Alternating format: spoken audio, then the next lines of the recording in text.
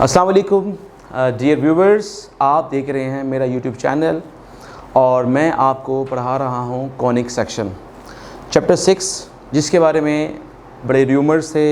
Last video में मैंने बताया भी था आपको। तो अभी लास्ट वीडियो में मैंने आपको सर्कल की इक्वेशंस बताई थी। दो तरह की सर्कल की इक्वेशंस हैं, एक है स्टैंडर्ड फॉर्म और एक है जनरल फॉर्म। तो मैंने आपसे कहा था कि क्वेश्चन नंबर 1 के अलावा मेरी कोशिश होगी कि मैं मैक्सिमम नंबर ऑफ़ क्वेश्चंस आपको जनरल फॉर्म से कराऊं। पहला क्वेश्चन जो कि बहुत आसान है, लेट मी स्टार्ट। मेरे पास फर्स्ट क्वेश्चन का फर्स्ट पार्ट है, उसमें गिवन क्या है? सेंटर है 5, -2, रेडियस है r = 4। अब आप अगर रिकॉल करें, स्टैंडर्ड फॉर्म में सेंटर हुआ करता था h, k। इसका मतलब ये हुआ है कि अगर मैं इसको अपनी आसानी के लिए यहाँ पे लिख दूँ h, k, तो h is 2 and k is -2। सो मेरे पास यहाँ पर h की वैल्यू है और k की वैल्यू है और r की वैल्यू है। सो हेयर, अब इसमें h क्या है? Here h is 5 and k is -2, r is 4। ठीक हो गया। अब मुझे फाइंड करनी है इक्वेशन ऑफ सर्कल। तो अब मैं क्या करूँगा? मैं फाइंड करता हूँ equation of circle by using standard form. वो क्या है? That is x - h whole square plus y - k whole square. Just आप यहाँ पे वैल्यूज पुट कर दें। What is the value of h? h is 5, x - 5 whole square and k है -2, तो इसका आएगा whole square and r is 4, इसका आएगा whole square. This would be x - 5, इसका होल स्क्वेयर, तो ये बनेगा y + 2, इसका होल स्क्वेयर इज = 16। अब दो मेथड है आंसर लिखने के। एक तो ये कि आप बिल्कुल इसी तरह जिस तरह लिखा है ऐसे लिख दें, कोई इशू नहीं है। दूसरा मेथड क्या है? इसका स्क्वायर ओपन कर दें। इसका स्क्वायर ओपन कीजिएगा, ये बनेगा x² + 25 - 10x + y² + 4 और +4y - 16 इज = 0। सिंप्लीफाई कीजिएगा, ये बनेगा x² + y² - 10x + 4y। अब देखिए 25 + 4 is 29, 29 - 16 is I think so 13, और ये हमारा आंसर आ गया क्वेश्चन नंबर 1 का फर्स्ट पार्ट। एग्जैक्टली यही आपका सेकंड वाला पार्ट है, क्वेश्चन नंबर 1 का सेकंड वाला पार्ट है। मैं लिख देता हूँ यहाँ पे, और आई होप सो कि आप वो सेकंड वाला पार्ट खुद कर सकते हैं। आप चेक कीजिएगा, सेंटर है इस केस में √2 और -3 टाइम्स √3, और इसमें रेडियस है r विच इज = 2 टाइम्स √2। तो आप देखिएगा एग्जैक्टली वही मेथड। ये किसकी वैल्यू है? ये h की वैल्यू है। ये किसकी वैल्यू है? k की वैल्यू। और ये क्या है? r है। एग्जैक्टली उसी तरह से आपने h, k और r को standard form of equation of circle में पुट करना है, और यहाँ से आपको इसका आंसर मिलेगा। ठीक हो गया। तो मेरा ख्याल है आप ये वाला पार्ट आप खुद कर सकते हैं, इसमें कोई ऐसा सच बड़ी बात नहीं है। तो यहाँ पे मैं लिख रहा हूँ a.k। अब आप सोच रहे होंगे ये a.k क्या होता है? a.k का मतलब होता है आप पे करो। तो इसका मतलब है ये क्वेश्चन आप लोगों ने खुद करना है। उम्मीद करता हूँ कि आपको ये मेरा जोक पसंद भी आया होगा। इंशाल्लाह आगे चलते हैं, हम लोग नेक्स्ट पार्ट की बात करते हैं, और वो है सी पार्ट। अगर हम इसको देखें तो बी पार्ट का नाम दिया है और इसको उसने ए पार्ट का नेम दिया है। सी पार्ट में क्या कहता है? सी पार्ट में हमें यहाँ पे लिखते हैं सॉल्यूशन, और यहाँ पे लिखते हैं हम लोग गिवन। अब हमें गिवन क्या है? कहते हैं जी एंड्स ऑफ डायमीटर। गिवन क्या है? एंड्स ऑफ डायमीटर क्या हैं? Are. Ends of diameter are वो है -3, 2 एंड 5, -6। एंड्स ऑफ डायमीटर का मतलब क्या है, आप एक सर्कल ड्रॉ कर लें। सर्कल ड्रॉ किया मैंने, ये सर्कल बना है और ये इस सर्कल का डायमीटर है और एक इसका पॉइंट ये वाला गिवन है, एक पॉइंट इसका ये वाला गिवन है। सपोज कर लें ये वाला पॉइंट है 5, -6 और ये वाला पॉइंट है -3, 2 और ये जो इसका मिड पॉइंट बनेगा it is centre of circle. अब आप जानते हैं कि मिड पॉइंट आप कैसे फाइंड करते हैं, मतलब दोनों पॉइंट्स के x कोऑर्डिनेट्स को ऐड करके बाय 2 करते हैं, दोनों पॉइंट्स के y कोऑर्डिनेट्स को ऐड करके बाय 2 करते हैं, तो वहाँ से आपको सेंटर मिलेगा। ठीक है, अब मैं डिफाइन करता हूँ। मैंने अच्छा एक काम अगर और कर लें, इसको मैं A असाइन कर लूँ नेम, इसको मैं B असाइन कर लूँ, तो ये होगा हमारा A और ये होगा हमारा B। ये नेम हमने अपनी आसानी के लिए नेम इनको असाइन कर दिए। लेट, अब मैं कहता हूँ C, सपोज करें C है A, B, ये क्या है B the mid point of A and B which is ये क्या है, which is centre of circle.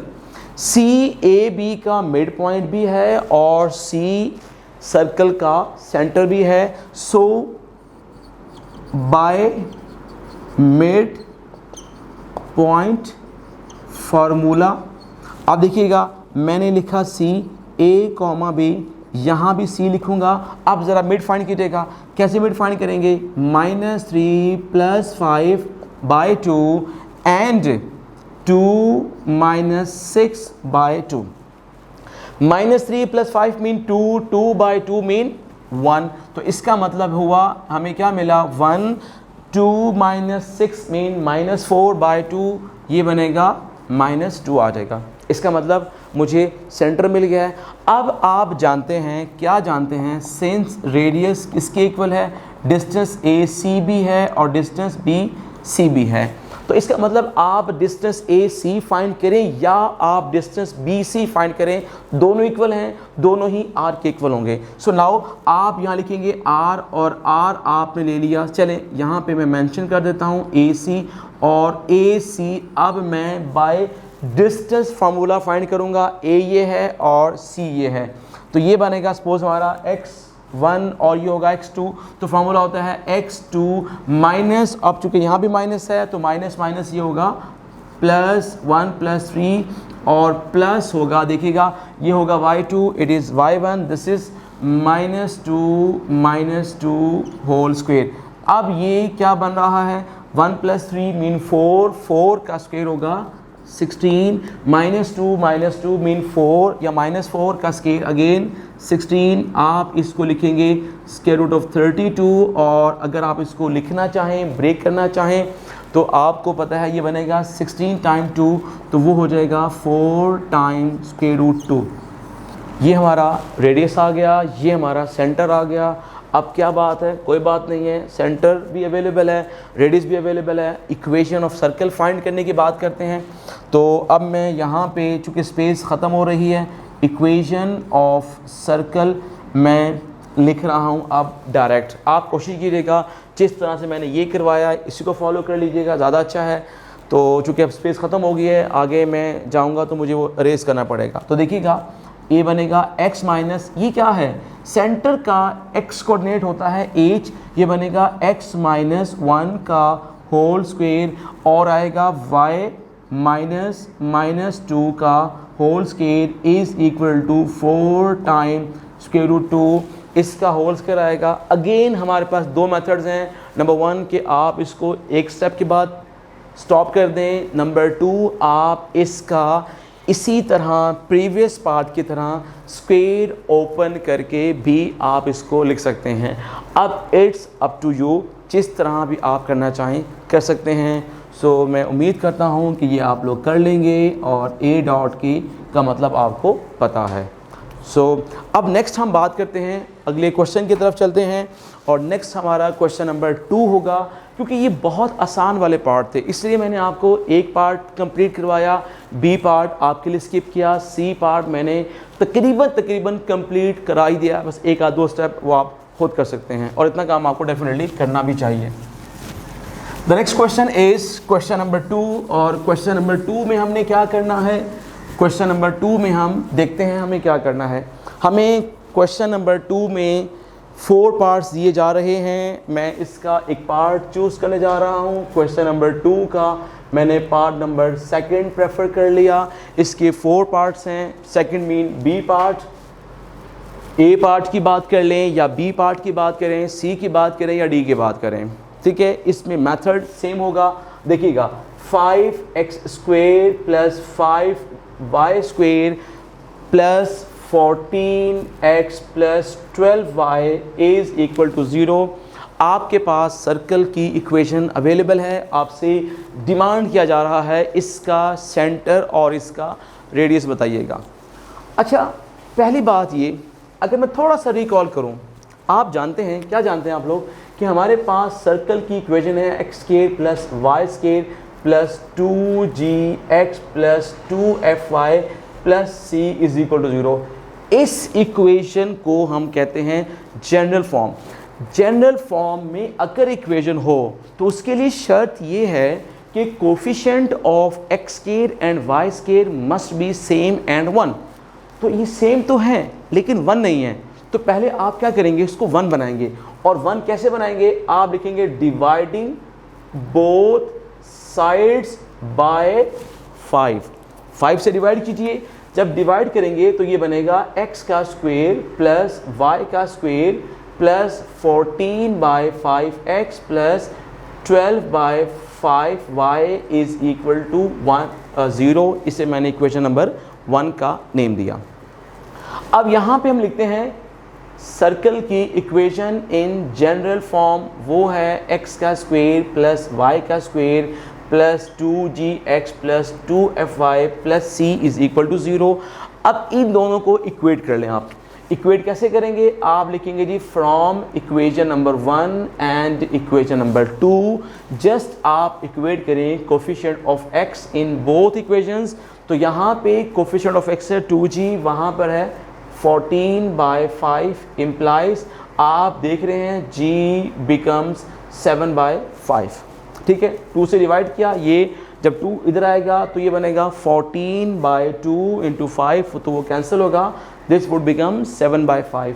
Similarly अगर मैं बात करता हूँ 2f की, तो वो है इक्वल टू 12/5। उसी तरह 2 से डिवाइड करेंगे तो इंशाल्लाह आपको f की वैल्यू मिलेगी 6/5। ओके, और अगर आप c देखना चाहें तो c इसमें है 0। आपने काम करना है, वो क्या करना है, जितने भी आपकी रिजल्ट्स आते जाएं काइंडली उन्हें ब्रैकेट करते जाइएगा। 2 फ़ायदे होंगे, एक तो आपको नज़र आएगा कि रिज़ल्ट कहाँ पर लिखा है, नंबर 2 जो चेक करने वाला होगा उसको भी ज़रा आसानी मिलेगी कि उसके पास वो जो न्यूमेरिकल वैल्यूज़ हैं एग्जैक्ट फॉर्म में नज़र आ रही होंगी कहाँ पे लिखी हुई हैं।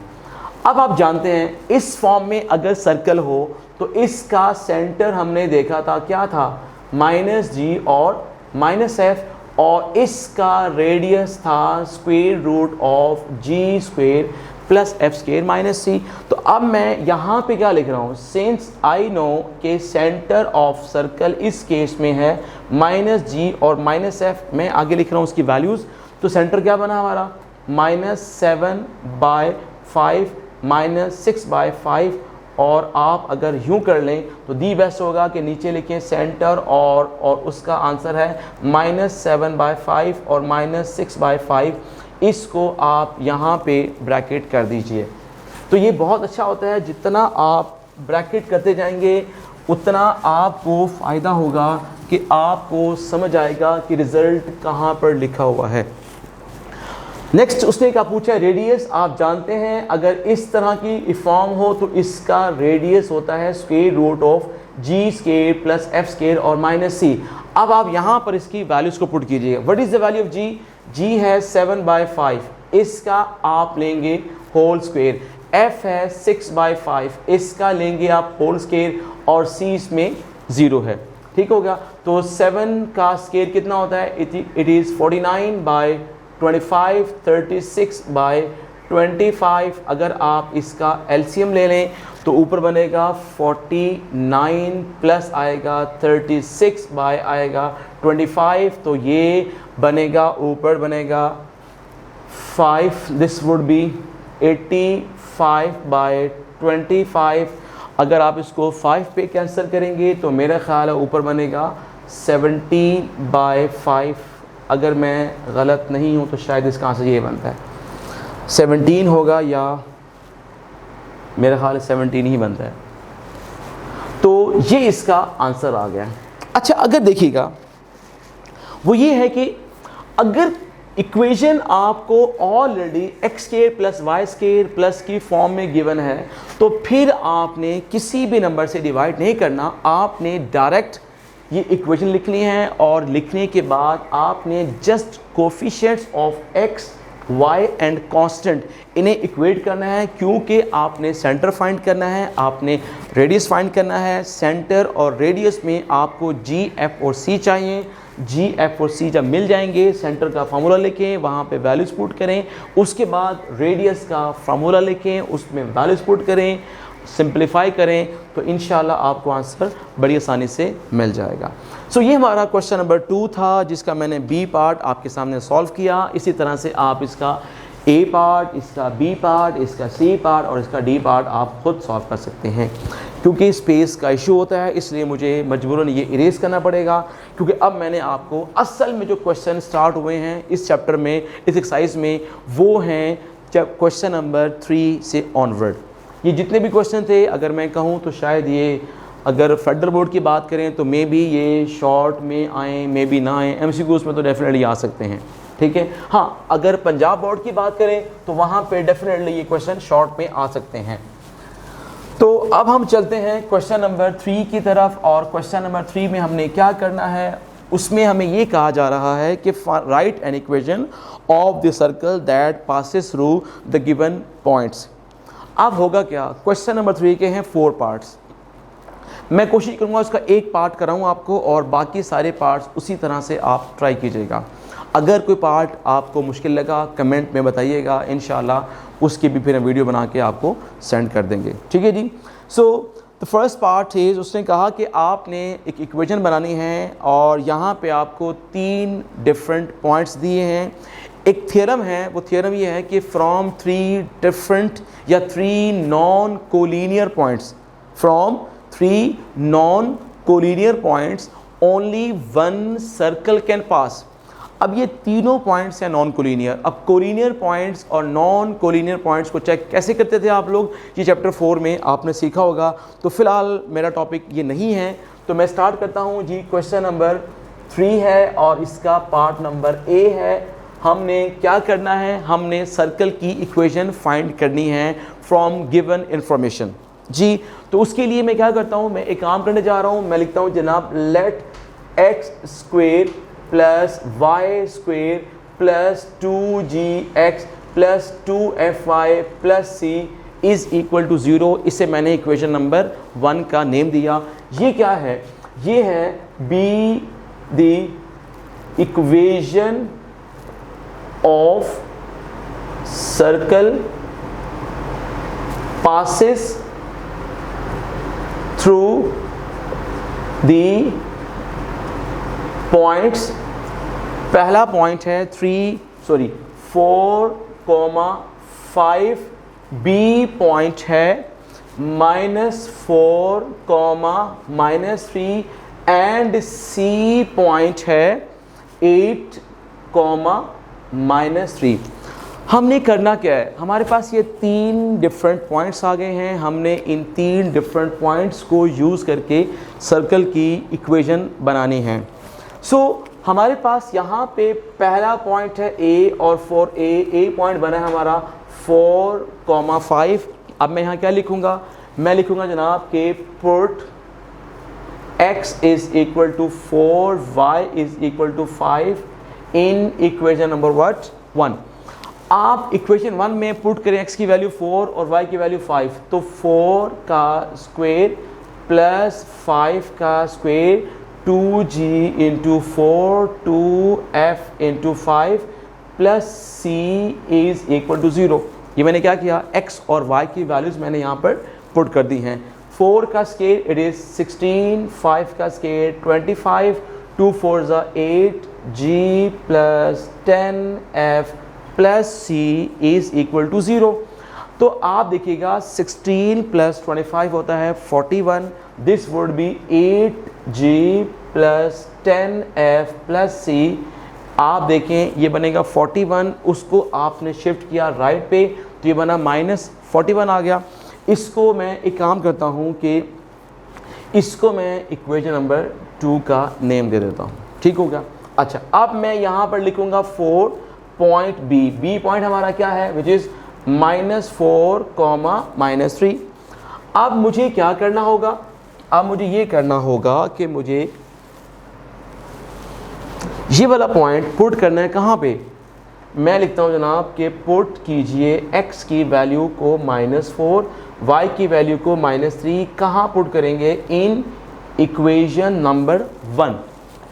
ज़रा पुट कीजिएगा तो क्या बनेगा, this would be -4 whole square -3 whole square 2g into -4 and 2f into -3 plus c is equal to 0। तो ये बनेगा 16 plus 9 minus 8g minus 6f plus c is equal to 0।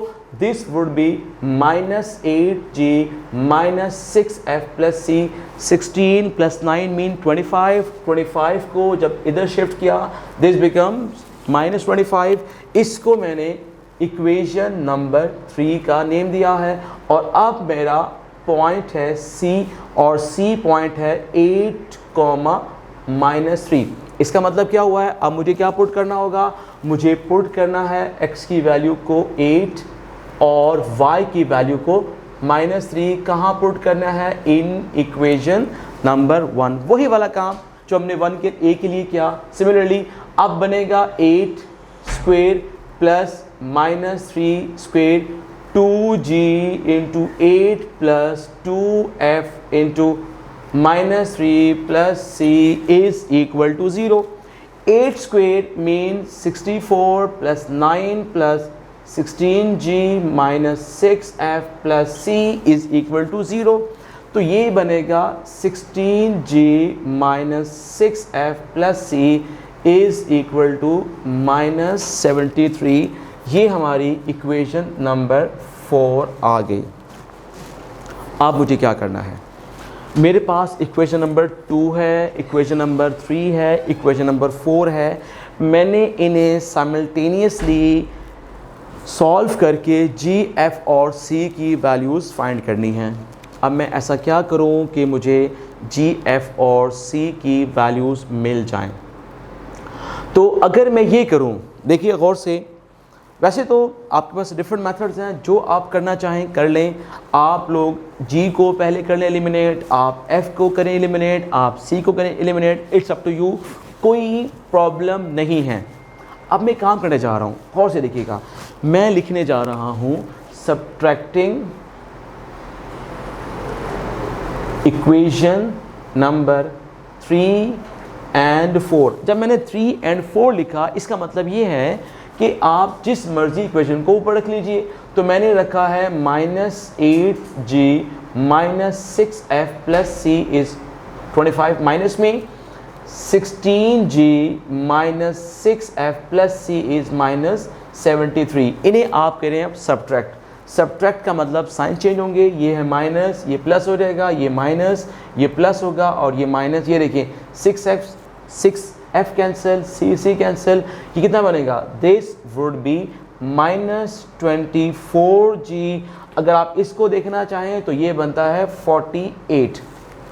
ठीक है, आप देखें तो 48 बनेगा, 3 - 5 मतलब 13 - 5 8, ओके, ये बनता है। और अगर आप यहाँ से g की वैल्यू फाइंड करें, इट वुड बी -2। ठीक होगा। तो इन दोनों को सब्ट्रैक्ट करने का जो बेनिफिट मुझे मिला वो ये मिला कि मुझे फ़ौरन जी की वैल्यू मिल गई। ओके जी, हम जी की वैल्यू फाइंड कर चुके हैं, जी इज़ -2, और उसके बाद आपने ये किया कि सब्ट्रैक्टिंग उसी तरह से जिस तरह से मैंने आपको कहा कि सब्ट्रैक्ट करें 3 और 4 को, मैंने क्या किया, सब्ट्रैक्ट किया 2 और 3 को।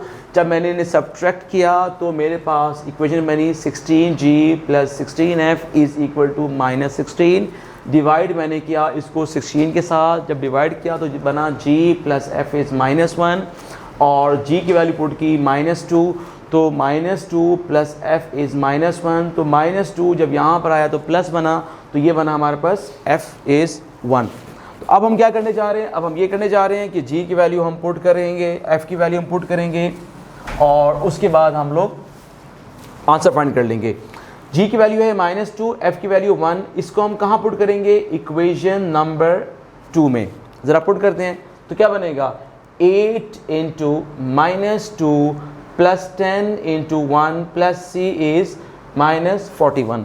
पुट किया इसको मैंने, दिस इज -16 + 10 + c = -41, तो ये बनेगा -6 + c = -41, और c की वैल्यू बनेगी -41 + 6, तो c विल बिकम -35। अगर आपको नज़र नहीं आ रहा तो ये c की वैल्यू आप फाइंड आउट कर सकते हैं। इसके बाद अब मुझे यहाँ पे क्या लिखना होगा, मुझे लिखना होगा जी इक्वेशन 1 बिकम्स, तो इक्वेशन 1 क्या बनेगी, x² + y² 2g, g की वैल्यू है -2 × x, और f की वैल्यू है 1 × y, और c की वैल्यू है -35 = 0। This would become x² + y² -4x + 2y -35 = 0। सो आपने देखा कि हम लोगों ने क्वेश्चन नंबर 3 का पहला पार्ट किया। इस पार्ट में हमने क्या सीखा कि हमने सर्कल की इक्वेशन को रेड किया, और हमने ये कहा कि ये 3 पॉइंट से पास कर रही है। फिर हमने पहला पॉइंट लिया, उसको पुट किया, हमें इक्वेशन नंबर 2 मिली, हमने पॉइंट B लिया, इसे पुट किया, इक्वेशन नंबर 3 मिली, हमने पॉइंट C लिया, पुट किया, इक्वेशन नंबर 4 मिली। पहले मैंने क्या किया, मैंने पहले 2 और 3 को किया सब्ट्रैक्ट, मुझे g की वैल्यू मिली, फिर मैंने 2 और 3 को किया सब्ट्रैक्ट, तो यहाँ से क्या हुआ, यहाँ से मुझे एक इक्वेशन मिली जिसमें 16g + 16f = -16 आया था। इसको मैंने डिवाइडिंग बाय 16 किया, तो सिंप्लीफाई किया, मुझे f की वैल्यू 1 मिली। अब f की और g की वैल्यू मैंने टुगेदर पुट की इक्वेशन नंबर 2 के अंदर, यहाँ से मुझे c की वैल्यू मिली -35। मैंने g, f और c की वैल्यूज़ को पुट किया सर्कल की इक्वेशन में। पुट करने के बाद एक इक्वेशन बनी है x² + y² -4x + 2y -35 = 0। सो आप देखें कि अगर मैं बताऊं रियली, तो ये आप चेक करें, सिंपल कैलकुलेशन है, एडिशन एंड सब्ट्रैक्शन। जबकि अगर मैं बात करूं इंटीग्रेशन की, तो वहाँ पे कई ज़्यादा रूल थे इसमें एज सच कोई ज़्यादा रूल नहीं है। सिर्फ आपने करना क्या है, इक्वेशन लिखनी है, जो इन्फॉर्मेशन वो लिखनी है, और उसके अकॉर्डिंग आपने वैल्यूज़ पुट करके सिंप्लीफाई करना है, और अल्टीमेट जो भी आपसे कहा गया वो आपने फाइंड आउट करना है। सो आज का लेक्चर हमारा यहाँ वाइंड अप हुआ। इंशाल्लाह नेक्स्ट वीडियो में मैं आपको क्वेश्चन नंबर 4 कराऊंगा, ठीक है। अगर आपको क्वेश्चन नंबर 3 का कोई पार्ट मुश्किल लगा तो बताइएगा कमेंट करके, हम आपको इंशाल्लाह उसकी वीडियो बना के दे देंगे। मेरा ख़्याल है कि ऐसा नहीं होना चाहिए, उसकी वजह ये कि आपका पहला पार्ट इजी था, बाकी सारे पार्ट इसी तरह से आप ट्राई ज़रूर कीजिएगा। आप ट्राई करेंगे डेफिनेटली आप सीखेंगे। तो नेक्स्ट वीडियो में मैं आपको इंशाल्लाह क्वेश्चन नंबर 4 कराऊंगा। सो आप फिर नेक्स्ट वीडियो तक मेरा वेट कीजिएगा। Thank you very much.